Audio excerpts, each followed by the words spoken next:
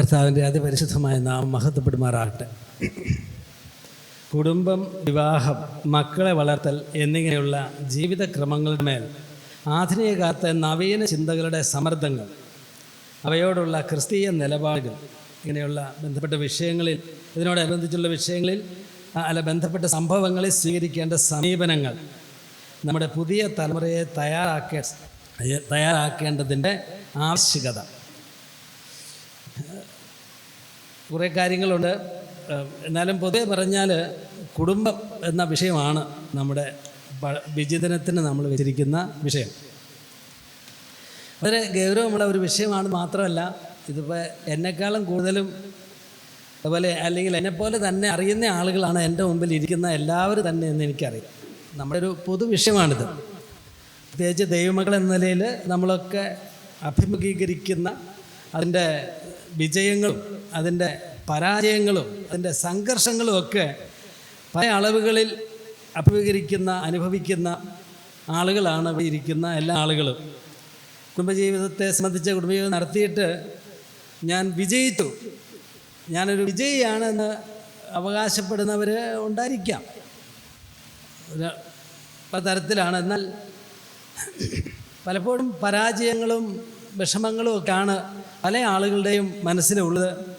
അങ്ങനെയുള്ള ഒരാളാണ് ഞാനും. അതുകൊണ്ട് എനിക്ക് ക്ലാസ് ഏൽപ്പിച്ചപ്പോൾ തന്നെ ഞാൻ ചോദിച്ചു, എന്നെ എന്തിനാണ് ഇത് ഏൽപ്പിച്ചത്? കാരണം കുടുംബജീവിതത്തിൻ്റെ നടത്തിപ്പിൽ ഗൗരവതരമായ പല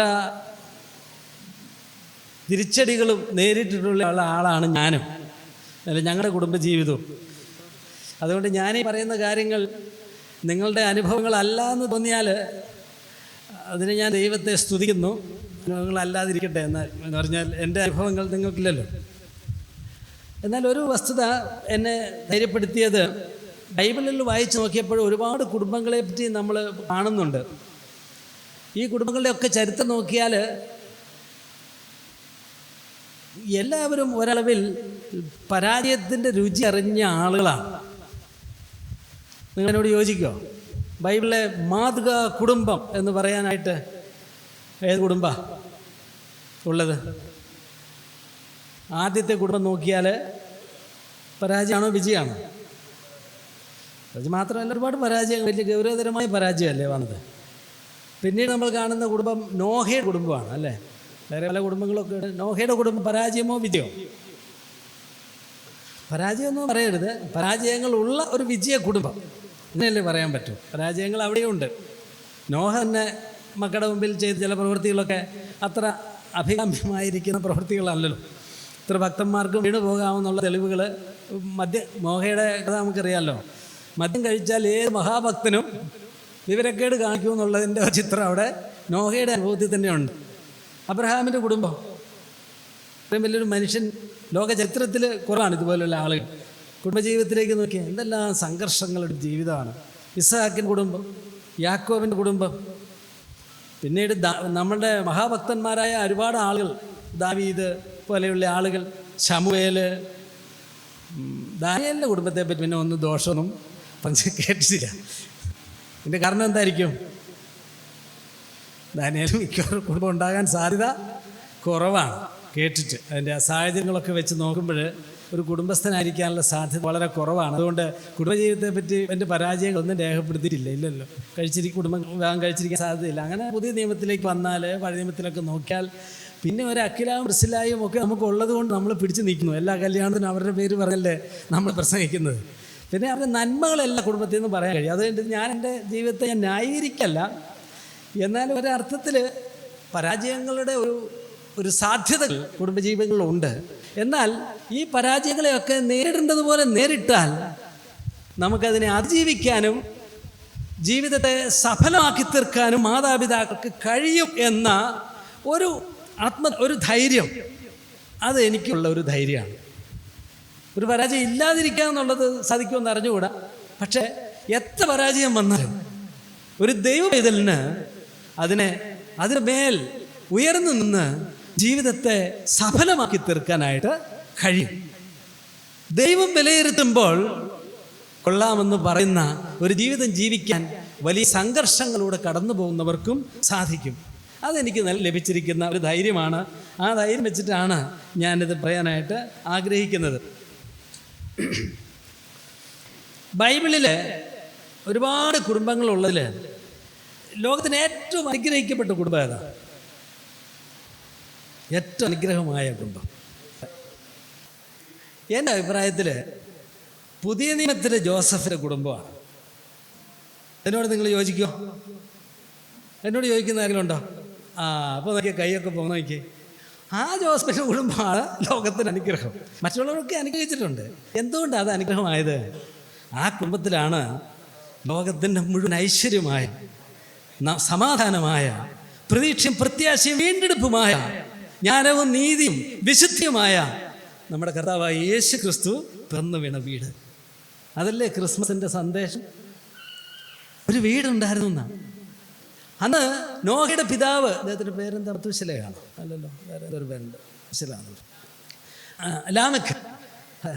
ലാമെക്ക് എന്ന് പറഞ്ഞു, ഈ മകൻ നമുക്ക് വിശ്രമം തരും എന്ന് പറഞ്ഞു.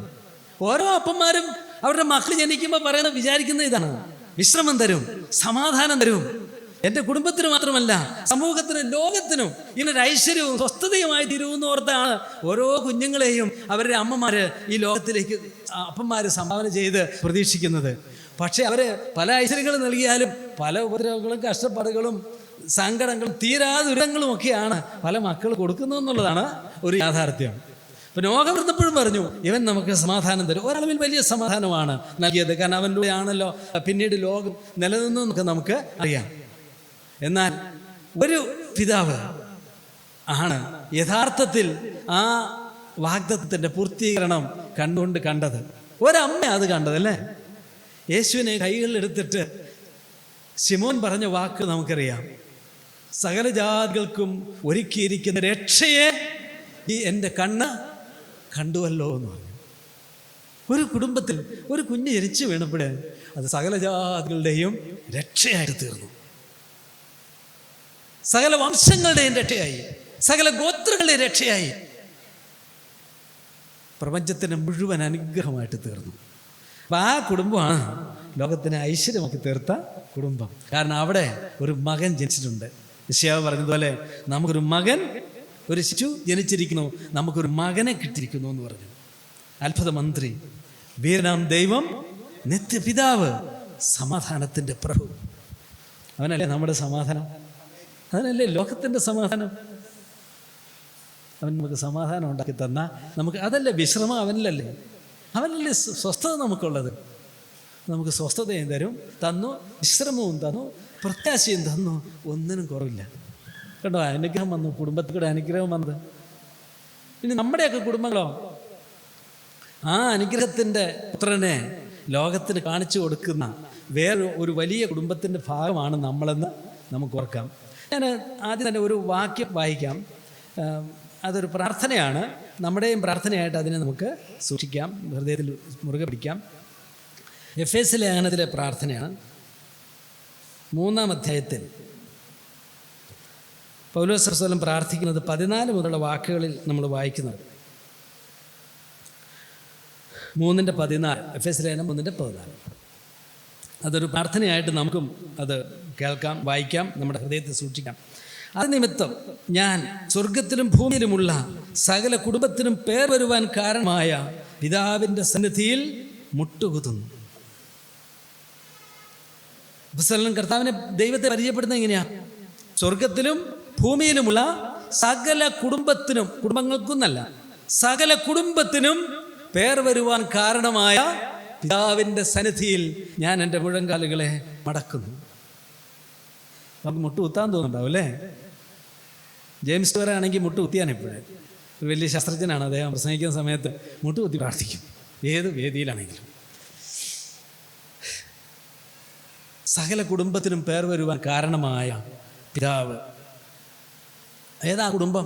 സകല എന്ന് പറഞ്ഞാൽ, സകല എന്ന് പറയുമ്പോൾ നമുക്കൊന്നും ഓരോ കുടുംബങ്ങളും നല്ല, ഓൾ എന്നല്ല, ഹോൾ ഫാമിലി. ഒരു ഫാമിലിയേ ഉള്ളൂ. ആ ഫാമിലിയുടെ പിതാവ് ആരാ? പേർ വന്ന ആരിൽ നിന്നാ? പിതാവിൽ നിന്ന്. ഇപ്പം എൻ്റെ പേര് വന്ന എവിടാ? എൻ്റെ അപ്പനിൽ നിന്നാ വന്നല്ലേ. ഒരു കുടുംബത്തിൻ്റെ പേരിങ്ങനെ വരുന്നുണ്ടോ? ഒരാളുടെ പേര് ആരുടെ മകൻ എന്നല്ലേ നമ്മൾ ചോദിക്കാം. അതുപോലെ നമ്മുടെയൊക്കെ പേരൊന്നതായിരിക്കുന്ന ഒരു കുടുംബനാഥനുണ്ട്. അത് പിതാവാണ്, സ്വർഗത്തിലെ പിതാവ്, സ്വർഗസ്ഥനായ നമ്മുടെ പിതാവ്, ഞങ്ങളുടെ പിതാവ്. ആ പിതാവിൽ നിന്നാണ് ഈ കുടുംബത്തിനൊക്കെ പേർ വന്നത്. ആ പിതാവിൻ്റെ മുമ്പിൽ മക്കളെല്ലാവരും ചേർന്ന് ആ പിതാവിൻ്റെ മുമ്പിൽ ഇരുന്ന് പ്രാർത്ഥിക്കുകയാണ്. എന്താ പ്രാർത്ഥിച്ചത്? അവൻ തൻ്റെ ആത്മാവിനാൽ അവൻ തൻ്റെ മഹത്വത്തിൻ്റെ ധനത്തിനൊത്തവണ്ണം അവൻ്റെ ആത്മാവിനാൽ നിങ്ങൾ അകത്തെ മനുഷ്യനെ സംബന്ധിച്ച് ശക്തിയോടെ ബലപ്പെടേണ്ടതിനും ക്രിസ്തു വിശ്വാസത്താൽ നിങ്ങളുടെ ഹൃദയങ്ങളിൽ വസിക്കേണ്ടതിനും വരം നൽകണമെന്നും നിങ്ങൾ സ്നേഹത്തിൽ വേരൂന്നി അടിസ്ഥാനപ്പെട്ടവരായി വീതിയും നീളവും ഉയരവും ആഴവും എന്ന് സകല വിശുദ്ധന്മാരോടും കൂടെ ഗ്രഹിക്കാനും പരിജ്ഞാനത്തെ കവിയുന്ന ക്രിസ്തുവിൻ സ്നേഹത്തെ അറിയുവാനും പ്രാപ്തരാകുകയും ദൈവത്തിൻ്റെ എല്ലാ നിറവിനോളം നിറഞ്ഞു വരികയും വേണം എന്ന് പ്രാർത്ഥിക്കുന്നു. എന്നാൽ നാം ചോദിക്കുന്നതിലും നനയ്ക്കുന്നതിലും അത്യന്തം പരമായി ചെയ്യുവാൻ നമ്മെ വ്യാപരിക്കുന്ന ശക്തിയാൽ കഴിയുന്നവന് സഭയിലും ക്രിസ്തുവേശുവിലും എന്നേക്കും തലമുറയായും മഹത്വം ഉണ്ടാകട്ടെ. ആമേൻ. എന്തൊരു പ്രാർത്ഥനയല്ലേ!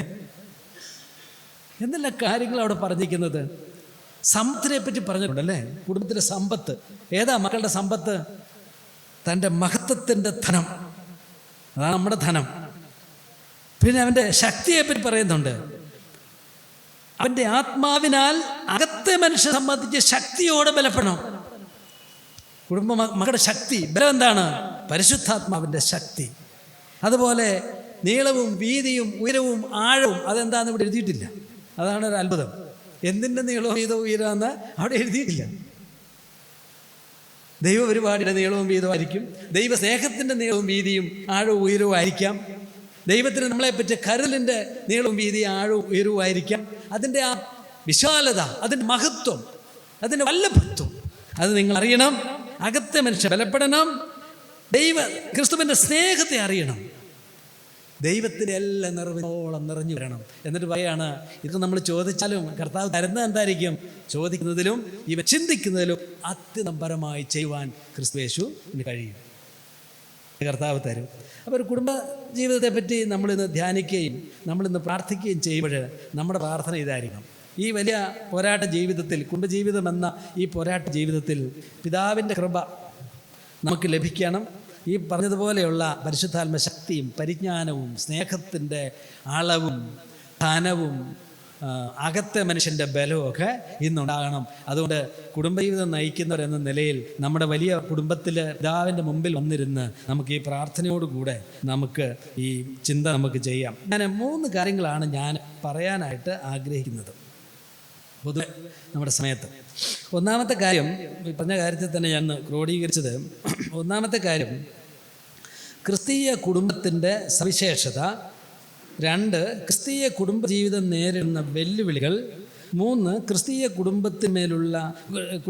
കുടുംബത്തിന്മേലുള്ള വെല്ലുവിളികളെ നേരിടാനുള്ള നമ്മുടെ ദൈവിക ബലങ്ങൾ, നമ്മുടെ വഴികൾ. അപ്പോൾ 1, ക്രിസ്തീയ കുടുംബജീവിതത്തിൻ്റെ പ്രത്യേകത എന്താണ്? 2, ക്രിസ്തീയ കുടുംബജീവിതം നേരിടുന്ന വെല്ലുവിളികൾ എന്താണ്? 3, ക്രിസ്തീയ കുടുംബജീവിതത്തിന്മേലുള്ള വെല്ലുവിളികൾ നേരിടാനുള്ള വഴികൾ. ബൈബിൾ വായിച്ചാൽ നമുക്ക് ആവർത്തിച്ച് പറയേണ്ട ആവശ്യമില്ലാത്തൊരു കാര്യമാണ്. ലോകം സൃഷ്ടിച്ചിട്ട് ദൈവം ചെയ്ത ഏറ്റവും വലിയ കാര്യം എന്താ? അല്ലെങ്കിൽ എന്തിനാ ദൈവം ലോകം സൃഷ്ടിച്ചതെന്ന് ചോദിച്ചാൽ, ഒരു മനുഷ്യനെ സൃഷ്ടിച്ച് അവന് ഭാര്യയെ നൽകി മക്കളെ ജനിപ്പിച്ച് വളർത്താനുള്ള കൽപ്പനയാണ് നൽകിയത്. ഒരു കുടുംബത്തിലല്ലേ തുടങ്ങിയത്. അപ്പം ദൈവപരിപാടി തന്നെ ഒരു കുടുംബത്തെ ഫോക്കസ് ചെയ്തിട്ടുള്ള ഒരു പ്രോഗ്രാമാണ്, ഒരു കുടുംബ പ്രോഗ്രാമാണ് ദൈവം ചെയ്തത്. ഒരു മനുഷ്യനും അവൻ്റെ കുടുംബവും അതാണല്ലോ മനുഷ്യർ. ക്രിസ്തീയ വിശ്വാസത്തിൻ്റെ, ബൈബിൾ വിശ്വാസത്തിൻ്റെ ഏറ്റവും വലിയ മഹനീയതകളിലൊന്നാണ് നമ്മൾ ഒരപ്പൻ്റെ അമ്മയുടെയും മക്കളാണെന്നുള്ള സത്യം. അത് ജാതി വർണ്ണ വർഗ ഭേദങ്ങളൊന്നും വ്യത്യാസമില്ലാതെ എല്ലാവരും ഒരപ്പൻ്റെ അമ്മയുടെയും മക്കളാണ്. അങ്ങനെയാണ് ദൈവം ഉദ്ഭാവനം ചെയ്തത്. അത് ക്രിസ്തീയ വിശ്വാസത്തിനല്ലാതെ വേറെ ആർക്കായത് പറയാൻ കഴിയുക? ഇനി പരിണാമവാദികൾ പോലും അത് പറയാൻ കഴിയില്ല. എവിടെ ആയത് അപ്പന ഉണ്ടായി, ആരാ ഉണ്ടായിരുന്നു എന്നുള്ള കാര്യത്തൊന്നും ഒരു നിശ്ചയം അവിടെ ഇല്ല. എന്നാൽ ബൈബിൾ പറയുന്നത് ഒരപ്പൻ്റെ അമ്മയുടെയും മക്കളാണ്. ഇനി അത് നിഷേധിക്കുന്ന ആളുകൾ, ബൈബിൾ നിഷേധിക്കുന്നവർക്ക് പോലും തത്വത്തിൽ നിഷേധിച്ചാലും ഫലത്തിൽ അത് സമ്മതിച്ചേ പറ്റുള്ളൂ. എല്ലാവരും ഒരപ്പൻ്റെ അമ്മയുടെയും മക്കളാണെന്നുള്ളത് സമ്മതിച്ചേ പറ്റുള്ളൂ. അത് വെച്ചിട്ടാണ് മനുഷ്യത്വവും മാനുഷ്യ മൂല്യങ്ങളും ഒക്കെ നിലനിൽക്കുന്നത്. നമുക്കറിയാം. അതിനെ ചോദ്യം ചെയ്യുന്ന ചില വ്യവസ്ഥകളൊക്കെ ഉണ്ടെങ്കിലും, അതായത് ദൈവം പറഞ്ഞ മറ്റ് കൽപ്പനകളെല്ലാം, ദൈവത്തിൻ്റെ എല്ലാ പരിപാടികളും ഈ കുടുംബത്തെ കേന്ദ്രീകരിച്ചിട്ടുള്ള പദ്ധതികളും പരിപാടികളുമാണ്. എന്നാൽ ലോകത്തിൽ നമുക്കറിയാം പലതരം കുടുംബജീവിതങ്ങളുണ്ട് ഇന്ന്. ഇപ്പം മനുഷ്യർ കുടുംബജീവിതം കഴിക്കുന്നതെല്ലാം ദൈവത്തെ അനുസരിച്ചോ ദൈവ വഴികളെ മാനിച്ചിട്ടോ ഒന്നും അല്ലല്ലോ. എന്നാൽ നമ്മുടെ കുടുംബജീവിതം ഇതിൻ്റെ പ്രത്യേകത, ലോകത്തിലെ മറ്റു കുടുംബങ്ങളുടെ പ്രത്യേകത, ഇതൊരു ക്രിസ്തീയ കുടുംബമാണ്. അതാണ് നമ്മുടെ പ്രത്യേകത. വെറുതെ ഒരു കുടുംബമല്ല, നമ്മളൊരു ക്രിസ്തീയ കുടുംബജീവിതം ജീവിക്കുന്ന ആളുകളാണ്. ഈ ക്രിസ്തീയ കുടുംബവും ക്രിസ്തീയമല്ലാത്ത കുടുംബവും തമ്മിലുള്ള വ്യത്യാസം ഉണ്ടോ എന്ന് ചോദിച്ചാൽ അതുണ്ടെന്ന് സ്ഥാപിക്കാനാണ് ഞാൻ ആദ്യം പറയുന്ന കാര്യങ്ങൾ. ഒരു ക്രിസ്തീയ കുടുംബജീവിതം എന്ന് പറഞ്ഞാൽ അത് വ്യത്യസ്തമായിരിക്കുന്ന ഒരു കുടുംബജീവിതമാണ്. മറ്റു കുടുംബങ്ങളുമായിട്ട് പല താരതമ്യങ്ങളും പല പൊരുത്തങ്ങളും ഉണ്ടെങ്കിലും നമുക്കൊരു സവിശേഷതയുണ്ട്. ആ സവിശേഷതയാണ് ഒന്നാമത് നമ്മൾ തിരിച്ചറിയേണ്ട കാര്യം, ക്രിസ്തീയ കുടുംബജീവിതത്തിൻ്റെ സവിശേഷത. ഇപ്പോൾ പഴയ നിയമത്തിൽ തന്നെ ആ ഒരു വ്യത്യാസം നമുക്ക് കാണാം. ഇപ്പോൾ ആദാമിൻ്റെ 2 മക്കളുടെ കുടുംബ വഴികൾ ബൈബിളിൽ പഴയ നിയമത്തിൽ രേഖപ്പെടുത്തിയിട്ടുണ്ട്. ഒന്നാമത്തെ കുടുംബ വഴി കയീൻ്റെ കുടുംബത്തിൻ്റെ വഴിയാണ്. ഒരു ദിവസം 4-ാമത്തെ അധ്യായത്തിലേക്ക് പോകുമ്പോൾ കയീൻ്റെ കുടുംബത്തെ പറ്റി നമ്മൾ അവിടെ വായിക്കുന്നുണ്ടാവും. ആബേൽ മരിച്ചു കഴിഞ്ഞ് പിന്നെ കയീൻ്റെ കുടുംബം. അത് 4 കയീൻ അനുജനെ കൊല്ലുന്നതും അതിനുശേഷം സാധാരണ ആളുകളൊക്കെ പറയും, ഇത്രമാത്രം വലിയ മഹാപാതകം ചെയ്താൽ അവനെ വല്ല മുറുകുമാമ്പ് കടിക്കുകയോ അല്ലെങ്കിൽ വല്ല അവൻ്റെ തലയിൽ ഇടിവെട്ടുകയോ ഒക്കെ ചെയ്ത് ഉടനെ മുഞ്ഞു പോയി എന്നാണ് നമ്മൾ ചിന്തിക്കേണ്ടത്. ഇന്നത്തെ പ്രോസ്പെരിറ്റി തിയോളജിയെ കുറിച്ച് നോക്കി അങ്ങനെയാണ് കാണേണ്ടത്. കയീനെ പോലെ ദുഷ്ടനായിരിക്കുന്ന ഒരാൾ, ദുഷ്ടനെ നമ്മൾ പറയുന്നതല്ല, യോഹന്നാൻ പുസ്തകത്തിലൊക്കെ പറഞ്ഞില്ലേ, കയീൻ്റെ വഴി കയീൻ്റെ ദുഷ്ടത എന്നൊക്കെ പറഞ്ഞില്ലേ, അതുപോലെ ഒരാളുടെ ജീവിതം നമ്മൾ 4-ാം അധ്യായത്തിന് പിന്നീട് നോക്കിയാൽ, അതിൻ്റെ 16 മുതലുള്ള വാക്യങ്ങൾ നോക്കിയാൽ അത് തകർന്നു പോയില്ല. അത് അടിക്കടി പുരോഗതിയിലേക്ക് പോയൊരു കുടുംബമാണ്. എന്ന് മാത്രമല്ല, ലോകത്ത് തന്നെ പുരോഗതി എത്തിവെച്ച ഒരു കുടുംബമായിട്ടാണ് കയീൻ്റെ കുടുംബം ഇരിക്കുന്നത്. ദൈവത്തെ സംബന്ധിച്ചിടത്തോളം കയീൻ പാപം ചെയ്ത ശേഷം യഹോവയുടെ സന്നിധിയിൽ പുറപ്പെട്ട് പുറപ്പെട്ട് കിഴക്കോട്ട് പോയി എന്നാണ് എഴുതിയേക്കുന്നത്. വന്ന് ഇന്ത്യ വരെ വന്നാണ്. ഇതാണ് കിഴക്ക്. ഇങ്ങോട്ടും ആൾ കിഴക്കോട്ട് പോയി, യഹോവയുടെ സന്നിധി പോയി. പക്ഷെ ആ പോക്ക് പരാജയത്തിലേക്കാണോ? കയീൻ തൻ്റെ ഭാര്യയെ പരിഗ്രഹിച്ചു. വളരെ ചോദ്യം, കയീൻ എവിടുന്ന ഭാര്യയെ കിട്ടും എന്നുള്ളതാണ്. അതൊക്കെയാണല്ലോ ഏറ്റവും വലിയ ചോദ്യം. അതൊന്നും നമ്മുടെ പ്രസക്ത ചോദ്യങ്ങൾ അല്ലല്ലോ. കയീൻ തൻ്റെ ഭാര്യയെ പരിഗ്രഹിച്ചു. എന്നിട്ടോ മക്കളുണ്ടായില്ലെന്നാണോ? മക്കളുണ്ടായി, ഗർഭം ധരിച്ചു. ഉണ്ടായ മകൻ്റെ പേരെന്താണ്? ഹാനോക്ക്. നമ്മുടെ ശേത്തിൻ്റെ വംശാവലിയിലെ പേരൊക്കെയല്ല, വേറൊരു ഹാനോക്ക് ഉണ്ടായി കഴിഞ്ഞപ്പോൾ തകർച്ച വന്നോ? ഇല്ല. അവനൊരു പട്ടണം പണിതു. എന്നിട്ട് ഹാനോക്കിൻ്റെ പേരിട്ടു. പട്ടണത്തിൻ്റെ പേര് ഹാനോക്കിൻ്റെ പേര്. ഹാനോക്കിന് മക്കളുണ്ടായി, മെഹുയേല്, മത്സയേല്, അങ്ങനെ ഒത്തിരി മക്കളുണ്ടായി. അങ്ങനെ ലോകപ്രകാരം നശിച്ചുപോയില്ല. പല കാര്യങ്ങൾ അവരിലൂടെ ചെയ്തിട്ടുണ്ട്. അതെങ്ങനെ ചെയ്തു? അത് പിശാച് കൊടുത്തതാണോ? അല്ല, അത് ദൈവം കൊടുത്താണ്. അത് ദൈവത്തിൻ്റെ പൊതുവായ കൃപയുടെ വലിയ വ്യാപാരമാണത്. അത് വീണുപോയവരിലൂടെയും ദൈവദ്വേഷികളിലൂടെയും നിരീശ്വരനിലൂടെയും ദൈവത്തെ അംഗീകരിക്കാത്തവരിലൂടെയും ഒക്കെ ദൈവം ആ കാര്യം ചെയ്തിട്ടുണ്ട്. ഈ വീണുപോയെന്ന് ശ്രമിച്ചേട്ടൻ പറഞ്ഞു. അത് കഴിഞ്ഞിട്ടോ ഈ ലോകത്തെ ഇത്രയും വലിയ നന്നാക്കിയതൊക്കെ വിശ്വാസികളാ? മൊബൈൽ ഫോൺ കണ്ടുപിടിച്ച് വിശ്വാസിയാ? നമ്മൾ ചില വിശ്വാസികളൊക്കെ അവിടെ ഇവിടെ ഉള്ളതുകൊണ്ട് നമ്മളങ്ങ് ഉയർന്ന് ഞങ്ങളായതൊക്കെ ചെയ്തതെന്നൊക്കെ പറയാറുണ്ട്.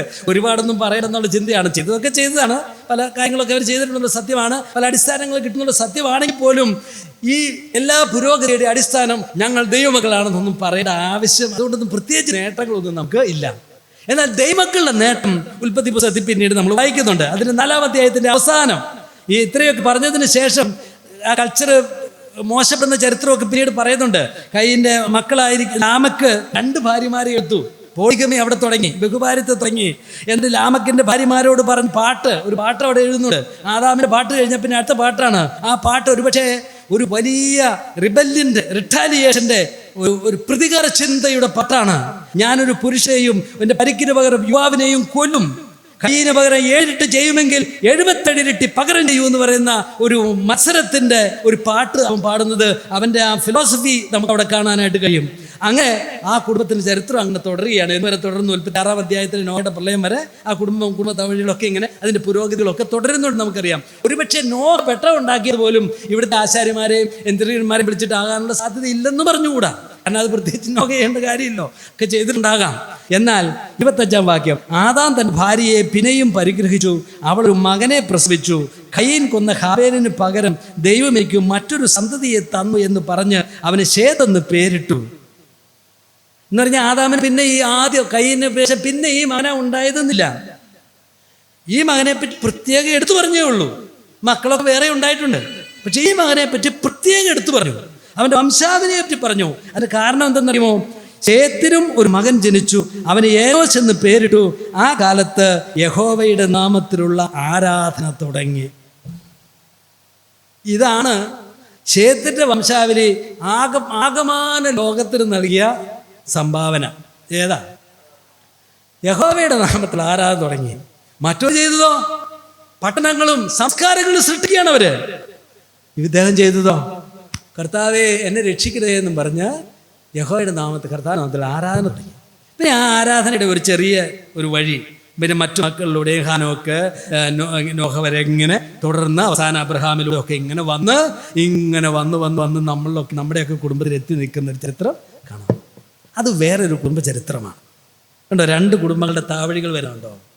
രണ്ടും ദൈവത്തിൻ്റെതാണ്. ഒന്ന് ദൈവത്തിൻ്റെ പൊതുവായ പ്രോഗ്രാമിൻ്റെ ഭാഗമായ ദൈവത്തിൻ്റെ ഒരു പ്രോഗ്രാം.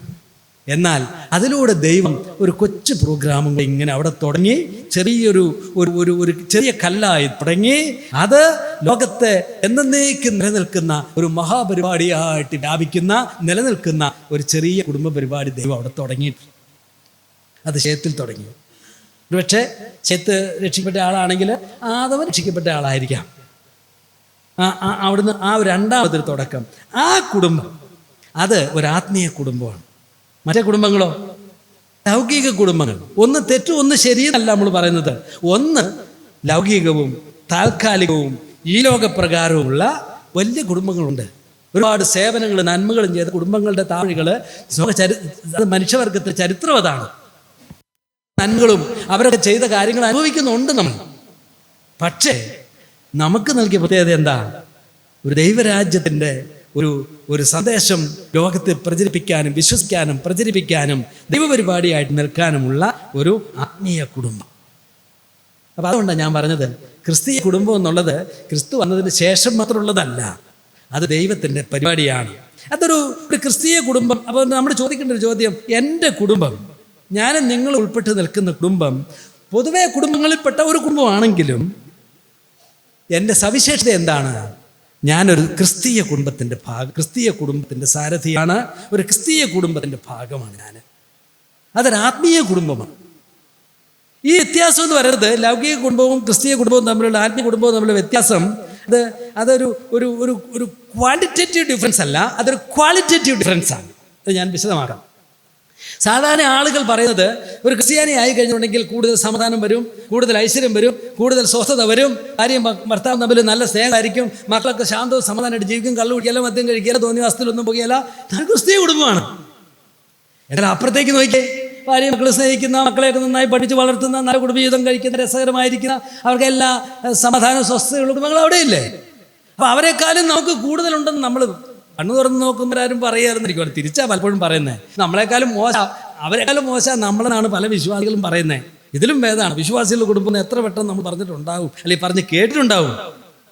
അപ്പം ക്വാണ്ടിറ്റി, അതായത് ഈ നന്മകളുടെ അനുഗ്രഹത്തിൻ്റെ അളവ് നോക്കിയാൽ നമുക്ക് കൂടുതലുണ്ട്, അവർക്ക് കുറവ്, അങ്ങനെ വിധിക്കാൻ പറ്റില്ല. ഇപ്പൊ പണം വിശ്വാസി ആയതുകൊണ്ട് കൂടുതൽ, അവിശ്വാസി ആയതുകൊണ്ട് കുറവാണോ? അല്ല, കൂടുതൽ കുറവൊക്കെ വരാം, വിശ്വാസിക്കും കൂടാതെ അതിനൊരു വ്യത്യാസമില്ല. വിദ്യാഭ്യാസം, ഞാൻ വിശ്വാസി ആയതുകൊണ്ട് എൻ്റെ മക്കൾക്കൊക്കെ നല്ല വിദ്യാഭ്യാസം വെച്ചു, മക്കളൊക്കെ പഠിച്ച് നല്ല ഡോക്ടർമാരും എഞ്ചിനീയർമാരും സമ്പന്നന്മാരും ഒക്കെ ആയി തീർന്നു. അവിശ്വാസം ഉണ്ടായില്ല. അതെങ്ങനെ പറയും? അവിശ്വാസിക്കതില്ലേ? അപ്പൊ ഇതൊന്നും വിശ്വാസത്തിന്റെ നേരിട്ടുള്ള ഫലമായിട്ടല്ല പറഞ്ഞിരിക്കുന്നത്. ഇതൊക്കെ എല്ലാ കുടുംബങ്ങളും ഉണ്ട്. അപ്പൊ ക്വാണ്ടിറ്റേറ്റീവില് ഈ കാര്യങ്ങളൊക്കെ കൂടുതലുള്ളതുകൊണ്ട് ഞാനൊരു ക്രിസ്തീയ കുടുംബമാണ്, ഞങ്ങളുടെ സമാധാനം നോക്കൂ, നിങ്ങൾക്കത് ഇല്ലല്ലോ എന്ന് പറയാൻ ധൈര്യമില്ല നമുക്ക്. അവർക്കുണ്ട് സമാധാനം. നമ്മൾ ആരാധനയ്ക്ക് വരുന്നത് തന്നെ വഴക്ക് കൂടിക്കൊണ്ടാ പലപ്പോഴും. വീട്ടിൽ ചെന്നാൽ പുതിയ വഴക്കാണ്. അവർ രാവിലെ പാട്ടും പാടി സിനിമയ്ക്ക് പോകും, എന്നിട്ട് ഒരു കടയിൽ കയറി ബിരിയാണി കഴിച്ച് തിരിച്ചു വിടും. എടാ, അവരുടെ സമാധാനം നമുക്ക് കിട്ടുന്ന ആരാധനയ്ക്ക് പോലും ഇല്ലല്ലോ എന്നല്ലേ പലപ്പോഴും നമ്മൾ സംശയിക്കേണ്ടത്. അപ്പൊ ക്വാണ്ടിറ്റേറ്റീവ്ലി നോക്കിയാൽ ഇങ്ങനെയുള്ള കാര്യങ്ങളൊക്കെ എല്ലാ കുടുംബങ്ങൾക്കും ഉണ്ട്. പക്ഷെ ക്വാളിറ്റേറ്റീവ്ലി നോക്കുക, നമ്മൾ വേറൊരു തരം ആളുകളാണ്. നമ്മൾ നമ്മൾ ഫണ്ടമെന്റൽ ചേഞ്ച്, ഇംഗ്ലീഷിൽ പറഞ്ഞാൽ റാഡിക്കൽ ചേഞ്ച് എന്ന് പറയും. ഒരു അടിസ്ഥാനപരമായ വ്യത്യാസം നമുക്കുണ്ട്. പെരിഫറലി നോക്കിയാൽ അവരെ പോലെ ചിലപ്പോൾ അവരെക്കാൾ മോശമായിരിക്കും നമ്മൾ, പക്ഷെ അടിസ്ഥാനപരമായി ആരാ നമ്മൾ? ഇതൊരു ക്രിസ്തീയ കുടുംബമാണ്. ആ വ്യത്യാസമാണ് നമ്മൾ ശ്രദ്ധിക്കേണ്ട കാര്യം. ഒരു ക്രിസ്തീയ കുടുംബം ക്രിസ്തീയമായിരിക്കുന്നത് ഇങ്ങനെയുള്ള പുറമേ ഉള്ള കാര്യങ്ങൾ വെച്ചിട്ടല്ല, അടിസ്ഥാനപരമായിരിക്കുന്ന ചില വ്യത്യാസങ്ങൾ വെച്ചിട്ടാണ്. ഒരു ഉദാഹരണം ഞാൻ പറയുമ്പോൾ മനസ്സിലാവും. ഇപ്പം രക്ഷിക്കപ്പെട്ട ആളും രക്ഷിക്കപ്പെടാത്ത ആളുകളും തമ്മിലുള്ള വ്യത്യാസം എന്താണെന്ന് ചോദിച്ചാൽ നമ്മൾ എന്താ പറയുക? രക്ഷിക്കപ്പെട്ടവർക്ക് കൂടുതൽ സമാധാനം ഉണ്ടെന്നാണോ പറയുന്നത്? അങ്ങനെ ആരെങ്കിലും പറയുമോ? ഉണ്ടായിരിക്കും. ഈ ലോകപ്രകാരമുള്ള സമാധാനം കുറയാനാണ് സാധ്യത. കർത്താവ് തന്നെ പറഞ്ഞില്ലേ, ഞാൻ ഭൂമിയിൽ സമാധാനം ഉണ്ടാക്കാനാ വന്നതെന്ന് നിങ്ങൾ പറയരുത്. ഇനിമേൽ 2 പേർ 3 പേർക്കെതിരെയും 2 പേർ ഭിന്നിച്ചിരിക്കുക, അപ്പൻ മക്കൾക്കെതിരെയും മക്കൾ അപ്പനെതിരെയും അമ്മായിയമ്മ മരുമകൾക്കെതിരെയും അമ്മായിക്കെതിരെയും. അതെന്തിനാ കർത്താവ് പറഞ്ഞേ? ചിലക്ക് പറഞ്ഞ കർത്താവ് സമാധാനം കളിക്കിയ ആളാന്ന്. അല്ല, വിശ്വാസത്തിൻ്റെ നിലപാടുകൾ എടുക്കുമ്പോൾ സമാധാനക്കേടുണ്ടാകാൻ സാധ്യത ഉണ്ടെന്നാണ് കർത്താവ് പറഞ്ഞത്. എന്നിട്ട് കർത്താവ് പറഞ്ഞു, എന്നേക്കാൾ അപ്പനെയോ അമ്മയെയോ ഭാര്യയെയോ മക്കളെയോ ഒക്കെ പ്രിയപ്പെടുന്നവൻ എനിക്ക് യോഗ്യനല്ല എന്ന് പറഞ്ഞു. എൻ്റെ ക്രൂശ് എടുത്തോളാൻ പറഞ്ഞു. Qualitative difference. ക്വാണ്ടിറ്റേറ്റീവിൽ സമാധാനത്തിൽ എന്താ വ്യത്യാസം എന്ന് ചോദിച്ചാൽ ചിലപ്പോൾ അവർക്കായിരിക്കും കൂടുതൽ, നമുക്ക് കുറവാണ്. എന്നാൽ സ്വർഗീയ സമാധാനത്തെ ഞാൻ അതിൽ പെടുത്തിയിട്ടില്ല. അത് വേറൊരു സമാധാനമാണ്, ഓർക്കണം. അതൊരു വ്യത്യസ്തമായ സമാധാനമാണ്. രക്ഷിക്കപ്പെട്ട ആളും രക്ഷിക്കപ്പെടാത്ത ആളുകൾ നമ്മൾ നോക്കിയാൽ, രക്ഷിക്കപ്പെട്ട ആളെന്ന് പറഞ്ഞാൽ വെളിച്ചം ഇരുളോട് എങ്ങനെ വ്യത്യാസമായിരിക്കുന്നോ അതുപോലെ വ്യത്യസ്തരാണ്. മുമ്പേ നിങ്ങൾ ഇരുളായിരുന്നു, ഇപ്പോൾ വെളിച്ചമാകുന്നു. ഇതാ വ്യത്യാസം. ഇത് മിക്സ് ചെയ്യുന്ന കാര്യം അല്ലെന്നാണ് പറഞ്ഞത്. ഒരു മിക്സിങ്ങും ഇല്ല. മരണമായിരുന്നു, ജീവനാണ്. മരണം വിട്ട് ജീവങ്കിലേക്ക് കടന്നിരിക്കുന്നു. നരകമായിരുന്നു, സ്വർഗമാണ്.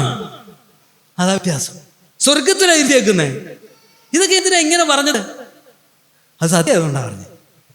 അതൊരു റാഡിക്കൽ ചേഞ്ചാണ്, ഫണ്ടമെന്റൽ ചേഞ്ച്. അടിസ്ഥാനപരമായി നമ്മൾ വ്യത്യസ്തരായിരിക്കുന്ന ആളുകളാണ്. പക്ഷേ ഈ വ്യത്യാസം മനസ്സിലാക്കുന്നുണ്ടോ? ഈ വ്യത്യാസം തിരിച്ചറിയുന്നുണ്ടോ? ആ വ്യത്യാസത്തിൻ്റെ അനുസരിച്ച് ജീവിക്കുന്നുണ്ടോ എന്നുള്ളതാണ് ചോദ്യം. അത് പലപ്പോഴും ഇല്ലായിരിക്കാം, കുറവുണ്ടായിരിക്കാം, കൂടുതലുണ്ടാവാം.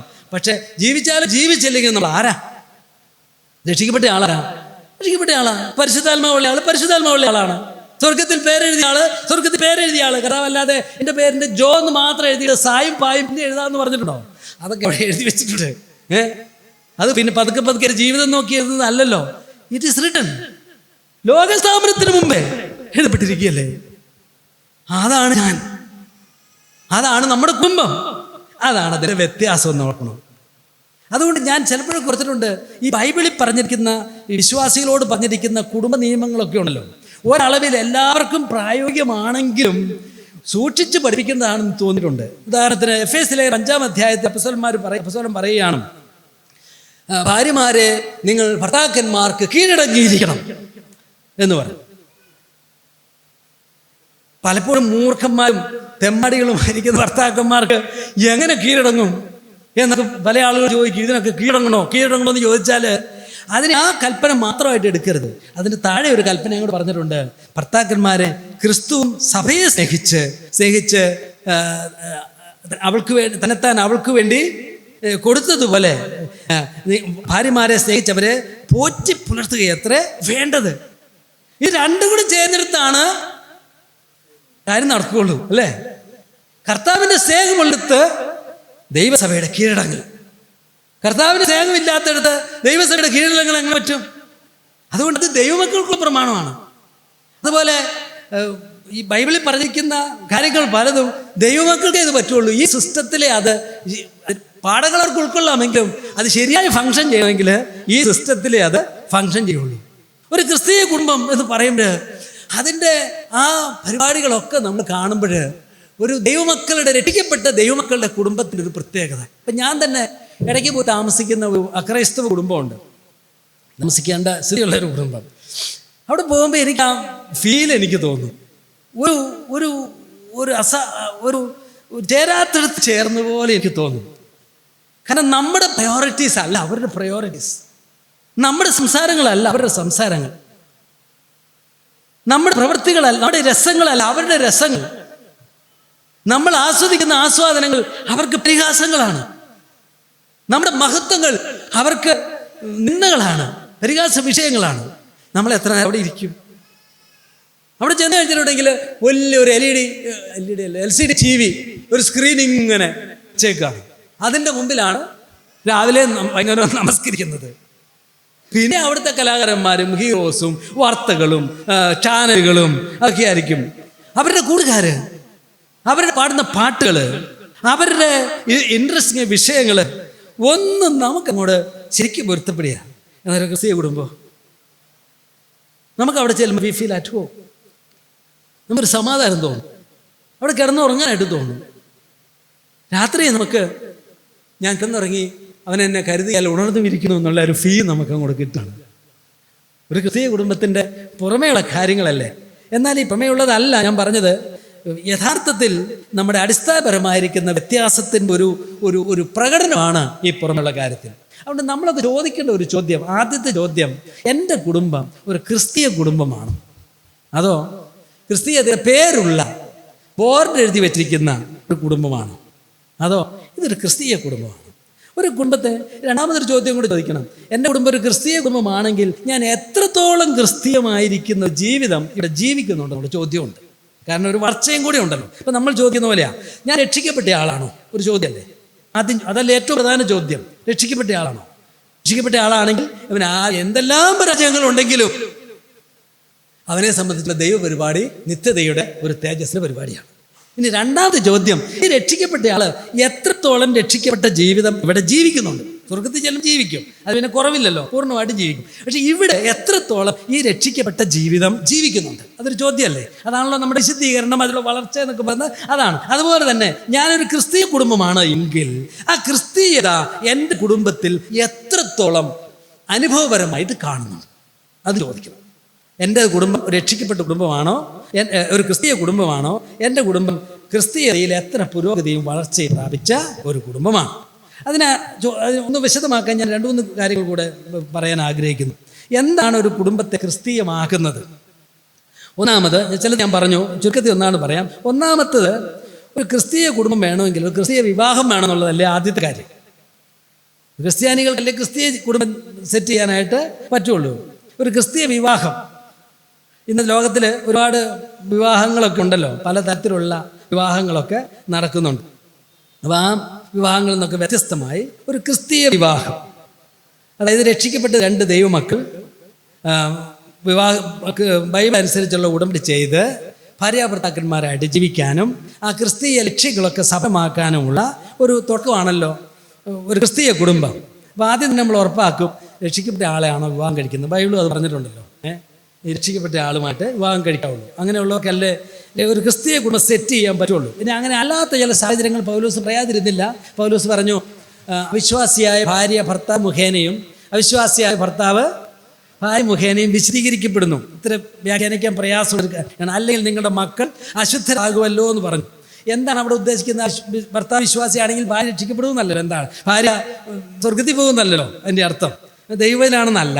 എന്നാൽ വിശുദ്ധീകരണം എന്നുള്ള വാക്കിന് വേറൊരു അർത്ഥമായിരിക്കും. ഒരു സെറ്റപ്പ് പാർട്ട് മാറിയിരിക്കുന്ന, മറ്റു കുടുംബങ്ങളിൽ നിന്നും വ്യത്യസ്തമായിരിക്കുന്ന ഒരു കുടുംബം ജീവിതം കഴിക്കുന്ന ഒരു കുടുംബമായിരിക്കാൻ.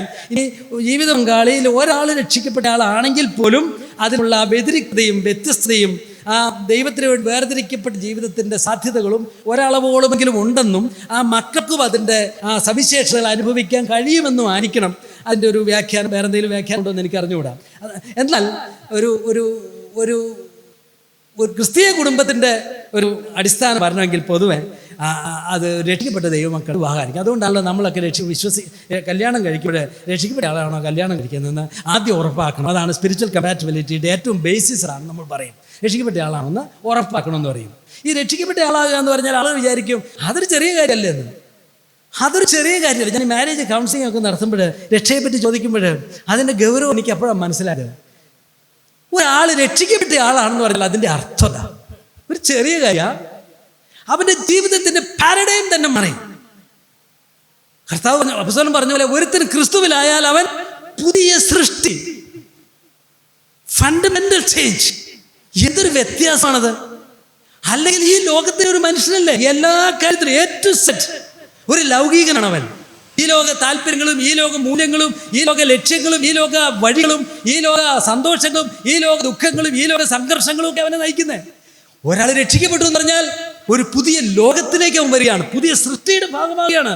യേശു ക്രിസ്തു ജീവിതത്തിലേക്ക് വരുമ്പോൾ ഒരു പുതിയ ലോകം വരിക, ഒരു ദൈവരാജ്യം ഇങ്ങോട്ട് വരിക ചെയ്യുന്നത്. അങ്ങനെ ഒരാളെ രക്ഷിക്കപ്പെട്ടു എന്ന് പറയുന്നത്. അല്ലാതെ എന്തെങ്കിലും ഒരു വാക്കേറ്റ് പറഞ്ഞു, കൈപൊക്കി വെള്ളത്തിൽ മുങ്ങി എന്നുള്ളതല്ല. അതൊക്കെ അതിൻ്റെ ചിഹ്നങ്ങളാണ്, അതിൻ്റെ വളരെ യോഗ്യവും ആവശ്യമായ ചിഹ്നങ്ങൾ. പക്ഷെ ഇതിൻ്റെ യാഥാർത്ഥ്യം എന്താണെന്നറിയോ?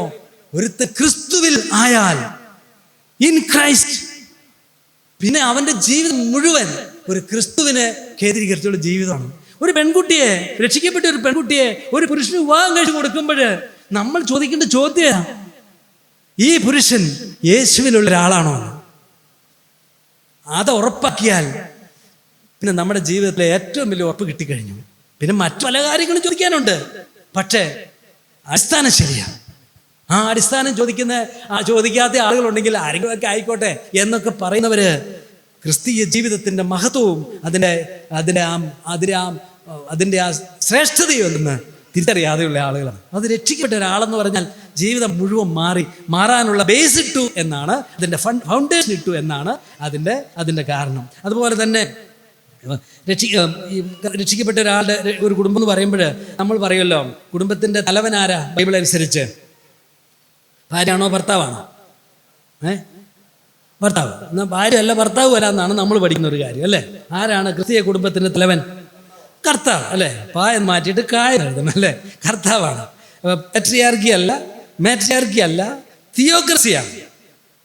തിയോക്രസി എന്ന് പറയാൻ പറ്റുമെന്ന് അറിഞ്ഞാലും ഭർത്താവാണ് കുടുംബത്തിൻ്റെ അധികാരി. ഭർത്താവ് ഞാനാണ് ഇവിടുത്തെ അധികാരി എന്ന് നെബൂഖദ്നേസറിനെ പോലെ പറയരുത്, എൻ്റെ കയ്യാന്ന് പറയരുത്, ഭാര്യയും പറയരുത്. നമ്മളെന്താ പറയുന്നത്? ക്രിസ്തുവാണ്, യേശു ക്രിസ്തുവാണ് ഈ കുടുംബത്തിൻ്റെ നാഥൻ. അപ്പോൾ ബാക്കിയുള്ളവരാരാ? അതിൻ്റെ കീഴുദ്യോഗസ്ഥന്മാരാണ്. അതാണ് ക്രിസ്തീയ കുടുംബം. അപ്പോൾ ഇവിടുത്തെ കാര്യങ്ങളൊക്കെ തീരുമാനിക്കുന്നവരാ? കർത്താവ് തീരുമാനിക്കും. ഭർത്താവിനെ ഏൽപ്പിച്ചത് ഭർത്താവ് ചെയ്തോണം, ഭാര്യയെ ഏൽപ്പിച്ചത് ഭാര്യ ചെയ്തോണം. അല്ലാതെ ഞാനാണ് ഇവിടുത്തെ ആള്.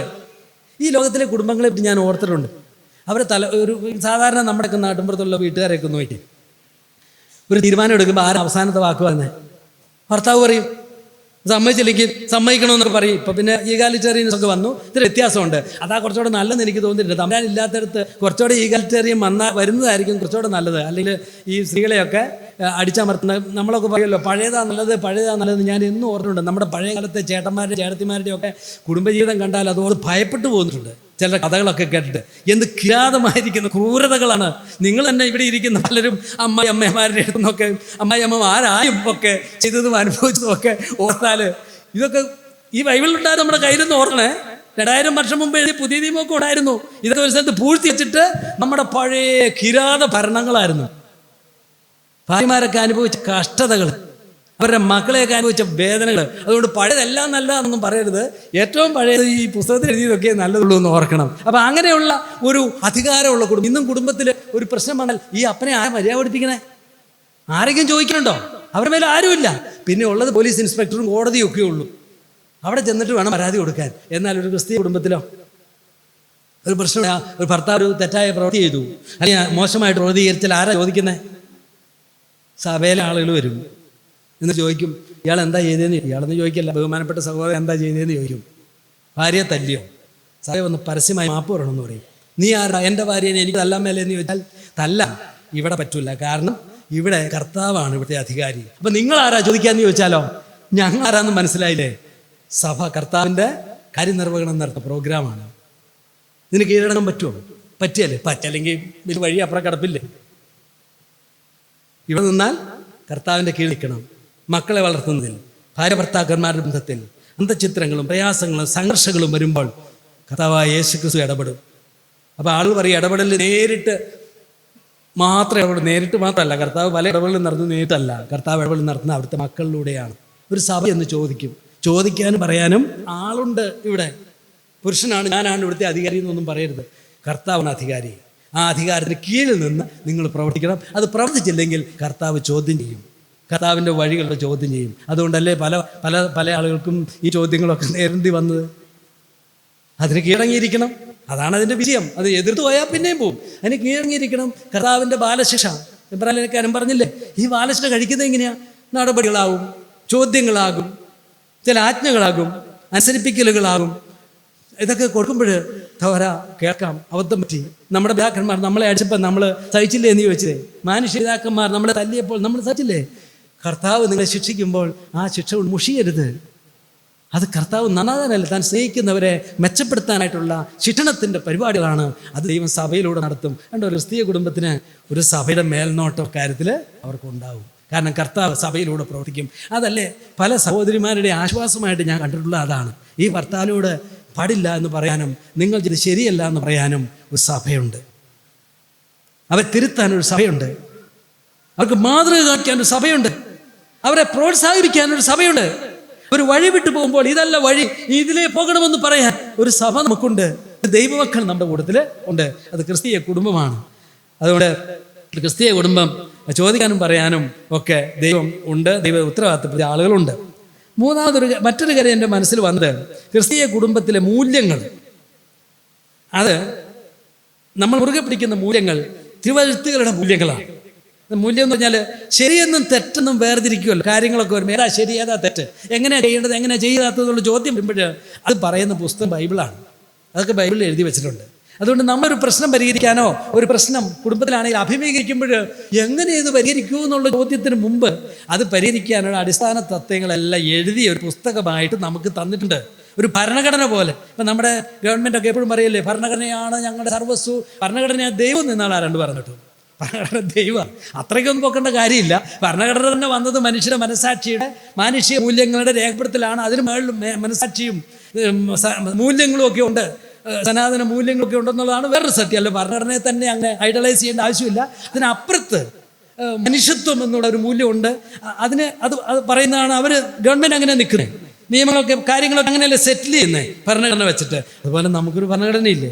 അല്ലാത്തവന് എവിടെയോ ഭരണഘടന? ഏത് ഭരണഘടന? ഏത് സൈക്കോളജിസ്റ്റാണ് പറഞ്ഞിരിക്കുന്നത്?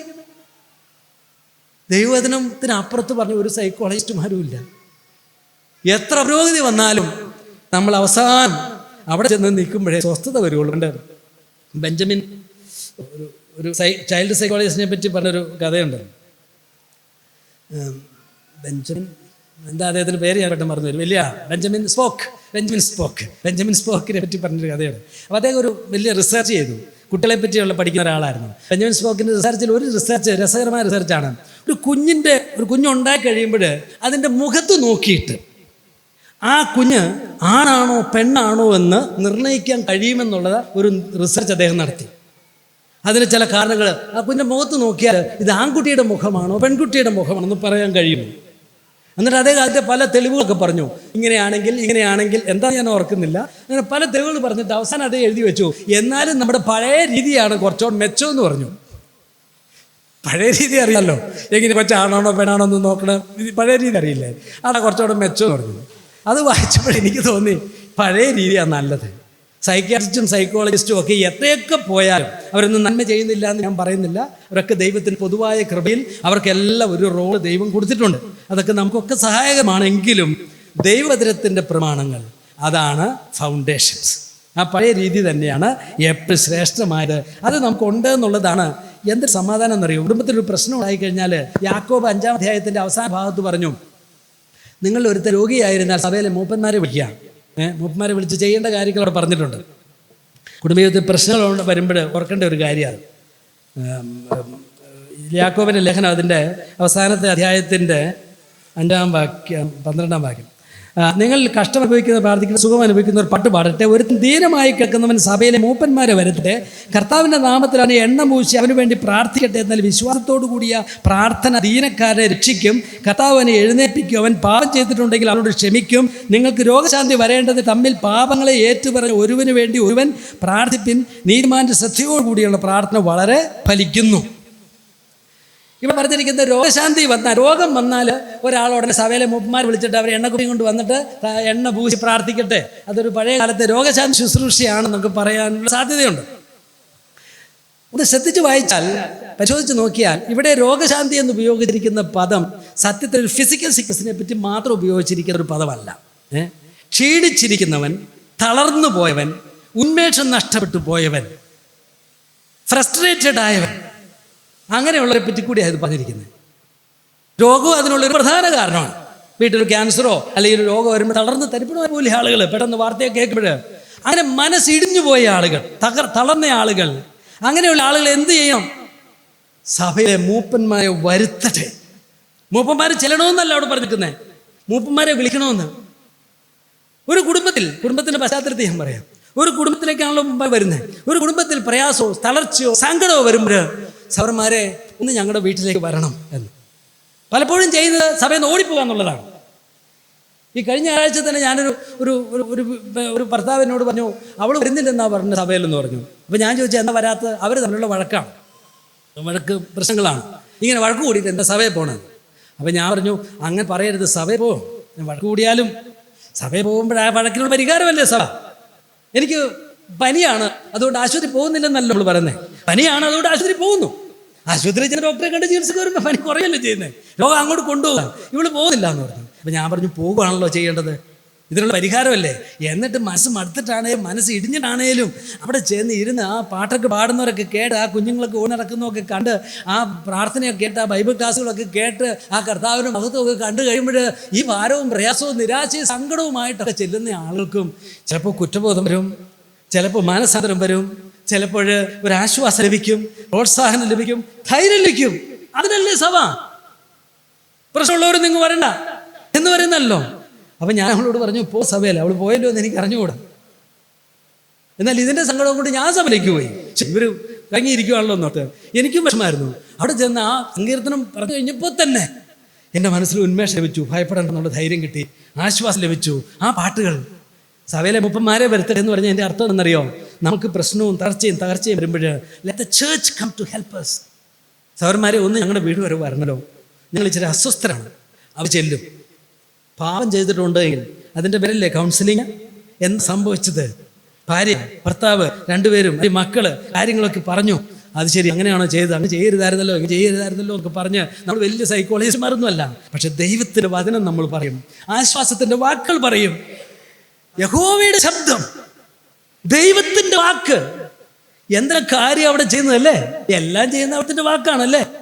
ആ വാക്ക് നമ്മൾ അവരോട് പറയും, ആശ്വാസം ലഭിക്കും. എന്നിട്ട് പറയാണ്, എണ്ണ പൂശട്ടെ എന്ന്. എണ്ണ പൂശുക എന്ന് പറഞ്ഞാൽ ഒരു ഒരു ഒരു ഒരു റിഫ്രഷിങ് കാര്യമാണ്. നമ്മളൊക്കെ എണ്ണ പൂശുന്നത്, കർത്താവ് പറഞ്ഞാൽ നിങ്ങൾ ഉപവസിക്കുമ്പോൾ തലയൊന്നും ഇങ്ങനെ കുനിയിച്ചൊന്നും അല്ല ഇരിക്കേണ്ടത്, എണ്ണയൊക്കെ പൂശാൻ പറഞ്ഞില്ല. എന്തിനാ എണ്ണ പൂശുന്നത്? എണ്ണ പൂശിയാൽ ഫ്രഷാണ്, റിഫ്രഷാണ്. അല്ലെങ്കിൽ ആളുകൾ ചോദിക്കുക, നീ കുറേ ദിവസം അയലോടെ ഉപവസിക്കാൻ തുടങ്ങിയിട്ടെന്ന് ചോദിക്കുക. ഇയാളെ കണ്ടാൽ തോന്നിയാ അതെ, എണ്ണയൊക്കെ പൂശി നല്ല തലയൊക്കെ ചെയ്ത് വെച്ചിരിക്കുകയാണ്, റിഫ്രഷിങ് ആണ് എണ്ണ പൂശലെന്ന്. റിഫ്രഷ് ചെയ്യട്ടെ. കർത്താവിനെ എഴുന്നേൽപ്പിക്കും, പാപം ചെയ്ത് ക്ഷമിക്കും. അതിനാണ് സഭ. അതായത് ദൈവത്തിൻ്റെ വചനവും ദൈവസഭയും നമുക്ക് തരുന്ന സഹായം. ഒരു പ്രശ്നം വരുമ്പോൾ സഭയിൽ നിന്ന് ഓടിപ്പോവുകയല്ല, ഒരു പ്രശ്നം വരുമ്പോൾ സഭയിലേക്ക് വരിക. അന്ന ചെയ്തതുപോലെ, ഞാൻ ഇനി പ്രാർത്ഥിക്കുന്നില്ല, ഞാൻ ഇനി ദൈവം അടുക്കുന്നില്ല എന്ന് ഒരു കർത്താവ് പറയും. അതിനല്ലേ പ്രാർത്ഥന. കഷ്ടം അനുഭവിക്കുന്നവൻ പ്രാർത്ഥിക്കട്ടെ. ഭാരങ്ങൾ വെക്കാനുള്ള ഇടമല്ലേ പ്രാർത്ഥന. തക്ക സമയത്ത് കൃപ പ്രാപിക്കേണ്ടതിന് കൃപാസനത്തിന്റെ അടുക്കലേക്ക് വരിക. അതിന് കൃപ വേണ്ടാന്നുണ്ടെങ്കിൽ വരും, പാട്ടുപാടിയിട്ട് പോകും. കൃപ വേണ്ട പോരില്ലേ, സകല ഭാരവുമായിട്ട് വരാം. അപ്പൊ സഭയും അങ്ങനെ ആയിരിക്കണം. ഈ വരുന്ന ആളുകളൊക്കെ തെറ്റുകാരൊക്കെ മാറി നിൽക്കട്ടെ. വിശുദ്ധന്മാർ മാത്രം വരുന്ന ഒരു സഭയല്ല. അധ്വാനിക്കുന്നവരും ഭാരം വഹിക്കുന്നവരുമായി നിങ്ങൾ എല്ലാവരും എൻ്റെ അടുക്കലേക്ക് വരുവിൻ, ആശ്വസിപ്പിക്കുന്നു പറഞ്ഞ കർത്താവ് അവിടേക്ക്. അതിൻ്റെ മുമ്പ് എന്നാ പറയേണ്ടത്, കം എന്നാണ്. B comforted. ആശ്വാസം പ്രാപിക്കാൻ വരാൻ തകർന്നവരും തളർന്നവരും അതിനുള്ള വാക്കും കൂട്ടായ്മയും സ്നേഹവും കരുതലും ഒക്കെ വരുമ്പോൾ ഇങ്ങനെയൊക്കെയാണ് നമ്മൾ പിടിച്ചു പോണേ. അതാണ് ഒരു ക്രിസ്തീയ ഭവനത്തിൻ്റെ അനുഗ്രഹം. അവർക്കൊരു ബൈബിളുണ്ട്, കാര്യങ്ങളെ ശരിതിട്ട് നിർണ്ണയിക്കാൻ, അത് പറഞ്ഞു തരാനായിട്ട് അവർക്ക് ആളുകളുണ്ട്. ക്രിസ്തീയ മൂല്യങ്ങൾ അവർ മുറുകെ പിടിക്കും. ഒരു കാര്യം കൂടി ഞാൻ സൂചിപ്പിക്കണം, മക്കളെ ജനിപ്പിച്ചു വളർത്തുക എന്ന് പറയുമ്പോൾ ഒരു ക്രിസ്തീയ കുടുംബത്തിൻ്റെ പരിപാടി മക്കളെ ജനിപ്പിച്ചു വളർത്തി ജീവരാക്കുക എന്നുള്ളതല്ല. എല്ലാ കുടുംബത്തിനും അതല്ലേ പണി. മക്കളെ ജനിപ്പിച്ച് അവരെ പഠിപ്പിക്കണം, അവർക്ക് കഞ്ഞി കൊടുക്കണം, അവരെ ആരോഗ്യമായിട്ട് വളർത്തണം, നല്ല വിദ്യാഭ്യാസം കൊടുക്കണം, ജോലി കിട്ടണം, നല്ല വിവാഹം കഴിപ്പിക്കണം. അവരെ സെറ്റിൽ ചെയ്യുമ്പോൾ മാതാപിതാക്കൾ പറയും കൊള്ളാം, ഒരളവ് കഴിഞ്ഞു അല്ലേ. ലോകപ്രകാരം ഒരു വലിയ സ്റ്റെപ്പാണ് നമ്മൾ വെച്ചത്. ഒരു വലിയൊരു നേട്ടമാണ് നമുക്കുള്ളത്. അതേ എല്ലാ കുടുംബത്തിനും ഉള്ളത്. വിശ്വാസിയാണോ മക്കളെ കല്യാണം കഴിപ്പിക്കാൻ? മക്കളെ പഠിപ്പിച്ച് ജോലിക്കാരൻ വിശ്വാസിയാണോ? മക്കൾക്ക് വീട് കൊടുക്കാൻ വിശ്വാസിയാണോ? മക്കളുടെ സ്ഥാനവും പദവികളുടെ വിശ്വാസിയാണോ? അവർ ക്രിസ്തീയ കുടുംബത്തിൻ്റെ പദവി എന്താ? മക്കളെ വളർത്തി അവരെ ദൈവരാജ്യത്തിൻ്റെ പുത്രന്മാരാക്കി തീർക്കണം. അതാണ് നമ്മുടെ ദൗത്യം. അതാണ് ക്രിസ്തീയ കുടുംബത്തിൻ്റെ ഡിസ്റ്റിങ്ക്റ്റീവ് എന്ന് പറയുന്നത്. മക്കളെ ജനിപ്പിച്ചാൽ പോരാ, വളർത്തിയാൽ പോരാ, ജോലിക്കാരാക്കിയാൽ പോരാ, കല്യാണം കഴിപ്പിച്ചാൽ പോരാ, അവർക്ക് മക്കളെ കണ്ടാൽ പോരാ. അതിലപ്പുറം ഒരു ഉയർന്ന ടാസ്ക് നമുക്കുണ്ട്. നമ്മെ ദൈവം പരമേൽപ്പിച്ച ആ വിശ്വാസത്തിന്റെ ലെഗസി ഉണ്ടല്ലോ, ആ പൈതൃകം, ആ മൂല്യങ്ങളുണ്ടല്ലോ, ആ മഹത്വം, അത് അവരിലേക്ക് പകർന്നു കൊടുത്താൽ അവിടെയാണ് ഒരു ക്രിസ്തീയ മാതാപിതാക്കൾ എന്ന നിലയിൽ നമ്മുടെ വിജയം. അതിനുള്ള വിജയമാണ് വിജയം. അതിനുള്ള പരാജയമാണ് നമ്മുടെ ബലഹീനതകളും പരാജയവും സങ്കടങ്ങളുമായിട്ട് കിട്ടേണ്ടത്. ഒരാളോളം നമുക്ക് ഒരു വിജയമുണ്ട്, പരാജയമുണ്ടെന്ന് ഞാൻ ചിന്തിക്കുകയാണ്. മറ്റത് സമൃദ്ധി സുവിശേഷമാണ്. ചില ആളുകൾ എപ്പോഴും പറഞ്ഞു, കർത്താവിനെ വിശ്വസിച്ചില്ലായെങ്കിൽ എൻ്റെ മക്കൾ ജയിക്കുകയല്ലായിരുന്നു, കല്യാണം നടക്കുകയല്ലായിരുന്നു. അങ്ങനെയൊന്നും പറയരുത്. അത് ദൈവത്തിൻ്റെ പൊതുവായ കൃപയുടെ വ്യാപാരത്തോടുള്ള അധിക്ഷേപമാണത്. ദൈവം എല്ലാം ചെയ്യുന്ന ഒരാളാണ്. പക്ഷെ കർത്താവിനെ വിശ്വസിച്ചതുകൊണ്ട് എന്താ നടന്നത്? കർത്താവിനെ വിശ്വസിച്ചുകൊണ്ട് നമുക്ക് കിട്ടിയത് എന്താ? രക്ഷ, വേറെ ഒന്നുമല്ല. അതിലുള്ള മുഴുവൻ കാര്യം റിഡംഷൻ. അതാണ് വിശ്വാസം. വിശ്വാസം അതിനുള്ളതാണ്. മറ്റു കാര്യങ്ങൾക്ക് വിശ്വാസം അല്ലല്ലോ കർത്താവ് പറഞ്ഞിരിക്കുന്നത്. മറ്റു കാര്യങ്ങൾക്ക് മറ്റൊഴി എന്തെല്ലാം കാര്യങ്ങളുണ്ട് ലോകത്ത് നടക്കാൻ. അതിന് വിശ്വസിക്കുമെന്ന് കർത്താവ് പറഞ്ഞാണെങ്കിൽ നമുക്ക് മാത്രമല്ലേ കിട്ടുള്ളൂ. ഒരു വീട് പണിയണം, വിശ്വസിച്ചാൽ പണിയെന്ന് പറഞ്ഞാൽ നമ്മുടെ വീട് മാത്രമല്ലേ പണിയുള്ളൂ. ആ വിശ്വാസിയുടെ വീട് എങ്ങനെ പണിയും? കർത്താവ് പൊതുവായ കൃപ സൂര്യനെ ഉദിപ്പിക്കുന്നത് പോലെയാണ്, മഴ പെയ്യിക്കുന്നത് പോലെയാണ്. പക്ഷെ വിശ്വാസത്തിന്റെ ഫലം രക്ഷ. ഒരു ക്രിസ്തീയ കുടുംബം വിശ്വാസത്തിന്റെ കുടുംബമാണെങ്കിൽ അതിന്റെ ഫലം എന്താണെന്നറിയോ? അവരുടെ മക്കൾ സത്യത്തിൽ നടക്കണം. അവിടെയാണ് നമ്മുടെ ജയം അളക്കേണ്ടത്. അവിടെയാണ് നമ്മുടെ പരാജയവും നമ്മൾ വിലയിരുത്തേണ്ടത്. മറ്റു കാര്യങ്ങൾ വെച്ച് പറയരുത്. പലപ്പോഴും നമ്മുടെ ഒക്കെ ചിന്താഗതിയിൽ വന്ന് കിടക്കുന്നത് വിശ്വസിച്ചു അതുകൊണ്ട് ഇത് കിട്ടി അത് കിട്ടിയെന്ന് പറയുന്നതെല്ലാം വിശ്വസിക്കാതെയും കിട്ടുന്ന കാര്യങ്ങളാണെന്ന് ഓർക്കണം. വിശ്വസിക്കാതെയും കർത്താവ് ധാരാളമായിട്ട് മനുഷ്യർക്ക് കൊടുക്കുന്ന കാര്യമാണ് ഓർക്കണം. എന്നാൽ വിശ്വസിച്ച് കിട്ടുന്ന കാര്യത്തെപ്പറ്റി നമ്മൾ പലപ്പോഴും അത്ര ബോധവാന്മാരല്ല, അത്ര ഭാരം നമുക്ക് തോന്നുന്നില്ലല്ലോ എന്ന് ഓർത്തോണം. എൻ്റെ മക്കൾ കർത്താവായ യേശു ക്രിസ്തുവിലുള്ള വിശ്വാസത്തിൻ്റെ പൈതൃകം ഉൾക്കൊണ്ടുകൊണ്ട് അതിനുവേണ്ടി നിലകൊണ്ട് ദൈവരാജ്യത്തിൽ അവരൊരു ഇടം കണ്ടെത്തിയാൽ കർത്താവേ നന്ദി എന്ന് ആത്മീയമായിട്ട് നമുക്ക് പറയാനായിട്ട് കഴിയും. യോഹന്നാൻ സ്നാപകൻ ഉണ്ടായപ്പോൾ ദൈവദൂതൻ സക്കറിയാവിനോട് പറയുന്ന വാക്ക് നമ്മൾ ഉണ്ടാവുമല്ലോ. സക്കറിയാവിനോട് പറയുകയാണ്, നിന്റെ മകൻ എലിസബത്ത് ഒരു മകനെ പ്രസവിക്കും, അവന് യോഹന്നാൻ എന്ന് പേരിടണം. നിനക്ക് സന്തോഷവും ഉല്ലാസവും ഉണ്ടാകും. അവൻ്റെ ജനനത്തിൽ പലരും സന്തോഷിക്കും. അവൻ കർത്താവിൻ്റെ സന്നിധിയിൽ വലിയവനാകും. വലിയവനാകുന്ന എവിടെയാ? കർത്താവിൻ്റെ സന്നിധിയിലെ വലിപ്പം. അത് പലപ്പോഴും ലോകത്തിലെ ചെറുപ്പമാണ് കൂടെ നമ്മൾ ഓർത്തോണം. ഇവിടുത്തെ ചെറുപ്പം, ഇവിടെ ആരുമല്ല. അവൻ ആരാണ്? യോഹന്നാൻ സ്നാപകൻ. ലോകത്തിന് ആരാ? അവൻ്റെ വസ്ത്രം നോക്കിയാൽ എന്താ? അവൻ്റെ വാക്ക് നോക്കിയാൽ എന്താ? ആര് സ്വീകരിക്കും അവനെ? യഹൂദരൊക്കെ അവനെ ഒരു സംഘർഷാവസ്ഥയെ നിർത്തുകയായത്, സ്വീകരിച്ചില്ലല്ലോ. ഹെരോദാവ് അവൻ തടവിലിട്ട് ഒരു പെൺകുട്ടിയുടെ ഇച്ഛാനിവൃത്തിക്ക് വേണ്ടിയിട്ട് അവൻ്റെ തല വെട്ടി കളഞ്ഞു. എന്ത് വിലയാതെ കൽപ്പിച്ച യോഹന്നാൻ സ്നാപകന്? പക്ഷെ കർത്താവ് പറഞ്ഞു, സ്ത്രീകളിൽ നിന്ന് ജനിച്ചവരിൽ യോഹന്നാൻ സ്നാപകനേക്കാൾ വലിയവരില്ല എന്ന് പറഞ്ഞു. അത് വേറൊരു വിലയിരുത്തലാണ്. അതാണ് വലിപ്പം.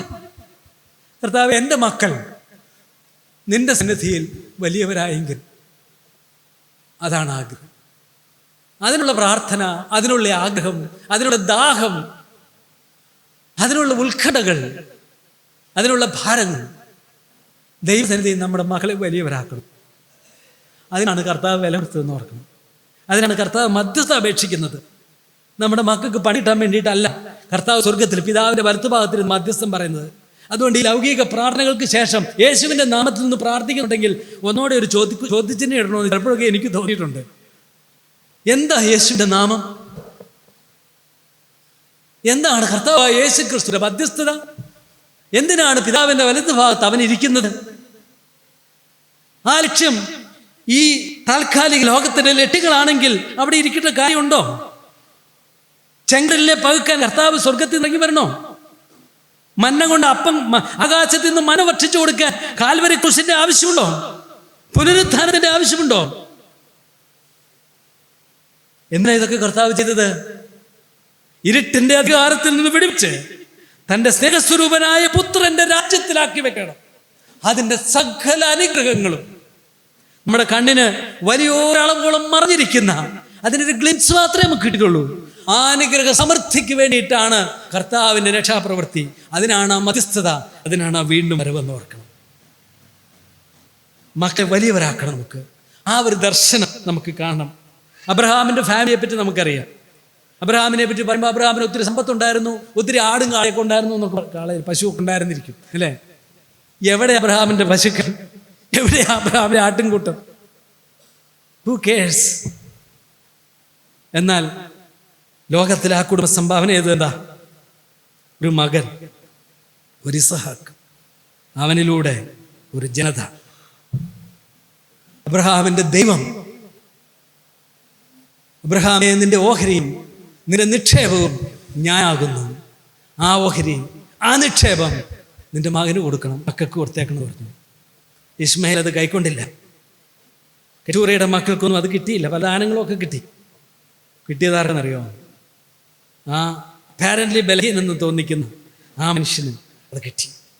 അവൻ്റെ മക്കൾ നോക്കി, യാക്കോബ് അതിൻ്റെ വില കണ്ടു. ആ ജന്മാവകാശത്തെക്കാൾ ഈ ജന്മാവകാശം എനിക്ക് വേണമെന്ന് പറഞ്ഞു. അതെനിക്ക് വേണം, അതാ ജന്മാവകാശം. അതിനാണ് അവൻ വില കൊടുത്തത്. അതെങ്ങനെ തെറ്റായ മാർഗത്തിലാണ്. എന്നാലും ഞാൻ ഓർക്കുക, ആ കുതന്ത്രക്കാരനെ ദൈവം മാനിച്ചതിൻ്റെ കാരണം വഴി തെറ്റാണെങ്കിൽ പോലും ഈ valued what must be valued, വിലമതിക്കേണ്ടതിന് വിലമതിച്ചില്ലേ എന്ന് നോക്കി. മറ്റോ പറഞ്ഞാൽ എന്താ? വാട്ട് ഈസ് ഇറ്റ് എന്ന് പറഞ്ഞു. ദർശനമില്ലാത്ത മനുഷ്യൻ. എന്താ പറഞ്ഞേ? ഞാൻ മരിക്കുമല്ലോ എന്ന്. അതായത് ജനനം മുതൽ മരണം വരെയുള്ള ജീവിതത്തിന് അപ്പുറത്തേക്ക് കാണാനുള്ള കണ്ണില്ലാത്തവനായിരുന്നു, ഹ്രസ്വദൃഷ്ടിയുള്ളവനായിരുന്നവൻ. മരിക്കണവൻ എന്തിനാ? ജന്മാവകാശം എന്ന് ഓർത്തു. യാക്കോബ് ചിന്തിച്ച എന്തായിരിക്കും?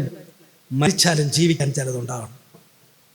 അത്രയൊക്കെ ഓർത്തോന്ന് എനിക്ക് അറിഞ്ഞുകൂടാ. ഫലത്തതാ വന്നതല്ലേ. അതങ്ങോട്ട് സ്വന്തമാക്കി. പേടിച്ച് മരണത്തിന് മുമ്പിലാണ്, ശാപത്തിന് മുമ്പിലാണ്, റിസ്ക് ചെയ്താണ് അത് സ്വന്തമാക്കി. നമ്മൾ പിന്നെ കാണുന്നത് അബ്രഹാമിൻ്റെയും ഇസഹാക്കിൻ്റെയും യാക്കോബിൻ്റെയും ദൈവം എന്ന് തലമുറകൾ വാഴ്ത്തുന്ന ആ പേരാണ്. എങ്ങനെ കിട്ടിയത്? വലിയതിനെ മുറുകെ പിടിച്ചതുണ്ടോ? പണം. യാക്കോബിന് പണം ഉണ്ടായില്ലേ? എന്താ വഴികളുണ്ട്, എന്തെല്ലാം ടെക്നോളജി ഉണ്ട്, ആടുകളൊക്കെ വർദ്ധിക്കാനൊക്കെ ആയിട്ട് എന്തെല്ലാം വഴികളുണ്ട്. അതൊക്കെ ആടുകാളയൊക്കെ ഉണ്ടാകുമ്പോൾ ടെക്നോളജിയൊക്കെ ഉണ്ട്, കമ്പിൻ്റെ പരിപാടിയൊക്കെ ഉണ്ട്. അതെന്താണെന്ന് മാജിക്ക് ഇന്നത്തെ ആനിമൽ ഹസ്ബൻഡറിക്കാരൊന്നും കണ്ടുപിടിച്ചിട്ടില്ല. തൊലി ഒഴിച്ചതും ചെയ്യാത്തതും ഒക്കെ എന്തെങ്കിലും ഉണ്ടോ എന്തോ, വല്ല മാജിക്കോ മന്ത്രം എന്താന്ന് മന്ത്രം ഇല്ലല്ലോ. ഏതെങ്കിലും പരിപാടികളൊക്കെ കാണുമായിരിക്കും. അതൊക്കെ ഈ ലോകം. യാക്കോബ് വിലമതിച്ചത് ഇതാണ്. യാക്കോബിൻ്റെ ജീവിതമൊക്കെ നമ്മൾ നോക്കിയാലറിയാം. ദൈവരാജ്യത്തിന് പിന്നെ ഒരു കാര്യം കൂടെ ഞാൻ പറഞ്ഞു തരും. ദൈവരാജ്യത്തിന് പ്രാധാന്യം നൽകുന്ന കുടുംബമായിരിക്കണം. ഒരു ക്രിസ്തീയ കുടുംബത്തിൽ സുവിശേഷം, സഭ, ആത്മീയ കാര്യം, സഭായോഗം, ബൈബിൾ ക്ലാസ്, ഇതൊക്കെയാണ് നമ്മുടെ എൻഗേജ്മെൻറ്റ്സ്. ഒരു ബൈബിൾ ക്ലാസ് നടത്താൻ പോലും ഇന്ന് വീട് തുറക്കുന്നില്ല. ഹോളിലോ അവിടെ ഇവിടെയൊക്കെയാണ്. ആ ഞെരുക്കങ്ങളുടെ മധ്യത്തിൽ ദൈവമക്കൾ വന്ന് അവിടെ ഇവിടെയും ആ ഗോളിപ്പിട്ടി അടിക്കും, ആ അടുക്കളയിലെ കസേരയിലും അവിടെ ഇവിടെ ആ ബെഞ്ചയിലും നിലത്തും ഒക്കെ പടിഞ്ഞിരുന്ന് കർത്താവിൻ്റെ അടുക്കലിരുന്ന് ആ ദൈവത്തിനെ കേൾക്കാനായിട്ട് നമ്മുടെ വീടിൻ്റെ വാതിലുകൾ തുറക്കുമ്പോൾ സൗകര്യമല്ല, ഹൃദയത്തിൻ്റെ ഇടമാണ് വലുത്. നമ്മൾ എപ്പോഴും ഓർക്കണം. ഇന്ന് നമ്മുടെ കുടുംബങ്ങൾക്ക് സൗകര്യം ഇല്ലാത്തതല്ല വിഷയം, നമ്മുടെ ഹൃദയങ്ങൾക്ക് സൗകര്യം ഇല്ലാത്തതാണ് വിഷയമെന്ന് നമ്മൾ ഓർക്കണം. അത് നമുക്ക് വീണ്ടും തിരിച്ചു കൊണ്ടുവരണം. വരണം, ഒരുമിച്ച് കൂടണം, ഞങ്ങളുടെ വീട്ടിലൊന്ന് വരണം. ഒരു കല്യാണത്തിനൊക്കെയാണ് നമ്മൾ വിളിക്കൂലേ, അത് സ്ഥലങ്ങളിലല്ലേ, ക്രിസ്തീയ ഭവനങ്ങളിൽ ഈ കാര്യങ്ങളൊക്കെ നടക്കണം. അതൊരു ആത്മീയ കേന്ദ്രമാണ്. നമ്മുടെ അയൽവക്കത്തെ വീട്ടിൽ നിന്നും അവിടുത്തെ നാട്ടുകാരൊക്കെ നമ്മുടെ വിശ്വാസികൾ വന്ന യോഗങ്ങളും കാര്യങ്ങളും ഒക്കെ നടക്കുമ്പോൾ ഇവിടെ എന്തോ പരിപാടി നടക്കുന്നുണ്ടെന്ന് തോന്നുമെങ്കിലും വേണം. നമ്മുടെ മക്കൾക്കും അതൊക്കെ ഒരു അനുഗ്രഹം. അയ്യോ, പലർക്ക് പരീക്ഷയ്ക്ക് വയ്ക്കാനുണ്ട്, സഭായോഗം വേണ്ട, അല്ലെങ്കിൽ പ്രാർത്ഥനായോഗം വേണ്ട നമ്മൾ വെക്കുമ്പോൾ ഒരർത്ഥത്തിൽ ശരിയാണോ എന്ന് ചോദിച്ചാൽ ശരിയാണെങ്കിൽ പോലും പരീക്ഷയെ ദോഷമായി ബാധിക്കാതെ തന്നെ ഒരു ക്രമപ്പെടുത്തി നമ്മുടെ വീട് ഒരു ദൈവഭവനമാണ്, ദൈവരാജ്യ കേന്ദ്രമാണെന്നുള്ള വസ്തുത നമ്മുടെ മക്കൾക്ക് നമുക്കും ലോകത്തിനൊക്കെ കിട്ടണം. അവസാനം ഒരു കാര്യം കൂടി പറയാം. ക്രിസ്തീയ സ്വഭാവങ്ങൾ ഒരു കുടുംബത്തിൽ വേണം. സ്നേഹവും സന്തോഷവും സമാധാനവും വിശുദ്ധിയും ഒക്കെ നമുക്ക് വേണം. ലോകപ്രകാരമുള്ള സമാധാനവും വിശുദ്ധിയും സന്തോഷവും അല്ല നമ്മൾ പറയുന്നത്. ദൈവരാജ്യത്തിൻ്റെ സന്തോഷമൊക്കെ നമുക്ക് വേണം. കുടുംബം ഒരു ദൈവ പരിപാടിയാണ്, ലൗകിക പരിപാടിയല്ല, ഒരു ദൈവ പരിപാടിയാണ്. അതാണ് ക്രിസ്തീയ കുടുംബം. ഇപ്പോൾ പഴയൊരു പാട്ടുണ്ട്, ഇരുമ്പേട്ടൻ്റെ പാട്ട്, ദൈവമുള്ള വീട്ടിൽ ജനിച്ച് ഞങ്ങെന്നുള്ള പാട്ട് പാടാൻ പറഞ്ഞാൽ നമ്മുടെ പിള്ളേർക്കൊക്കെ നാണാവും. കാരണം അപ്പനും അമ്മയും തമ്മിലുള്ള സ്നേഹവും ഒന്നും അല്ല പലപ്പോഴും കാണുന്നത്. വഴക്കും വിദ്വേഷവും എല്ലാ അടിപിടിയും അസ്വസ്ഥ സംഘർഷങ്ങളൊക്കെ കാണുന്നതുകൊണ്ട് നമ്മുടെ മുമ്പിലുള്ള ഒരു വെല്ലുവിളി, കർത്താവേ, എൻ്റെ കുടുംബം ഒരു ദൈവ കുടുംബമായി തീരണം. യേശു ക്രിസ്തുവിൻ്റെ ആധിപത്യമുള്ള ഭരണമുള്ള കർത്താവിൻ്റെ രാജ്യത്തിന് വേണ്ടി പ്രവർത്തിക്കുന്ന, അതിൻ്റെ സംഘർഷങ്ങൾ അനുഭവിക്കുന്ന, അതിൻ്റെ ഉത്കണ്ഠകളുള്ള, അതൊക്കെ ഉത്കണ്ഠകൾ നല്ലതാണ്. ഒരു പ്രാർത്ഥനാ യോഗത്തിന് ഉത്കണ്ഠപ്പെടുക, അയ്യോ എല്ലാവരും വരുമല്ലോ അടിച്ചാണ്ടെന്ന് വെച്ചാൽ that's a right kind of tension, that's a noble kind of tension. ആ ടെൻഷനുകളൊക്കെ അനുഭവിക്കുന്ന ഒരു കുടുംബം. പൗലോസിനും ഇല്ലാണോ ഉത്കണ്ഠ? അല്ല, അതെല്ലാം സുഖമായിരുന്നു.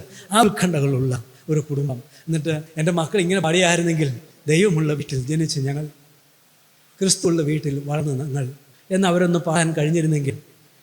അതാണ് വെല്ലുവിളി. നമ്മുടെ കുടുംബം ഒരു ക്രിസ്തീയ കുടുംബമായിരിക്കട്ടെ. അതിൻ്റെ മൂല്യങ്ങളെ നമുക്ക് ഉയർത്തിപ്പിടിക്കാം, അതിൻ്റെ തത്വങ്ങളെ നമുക്ക് ഉയർത്തിപ്പിടിക്കാം.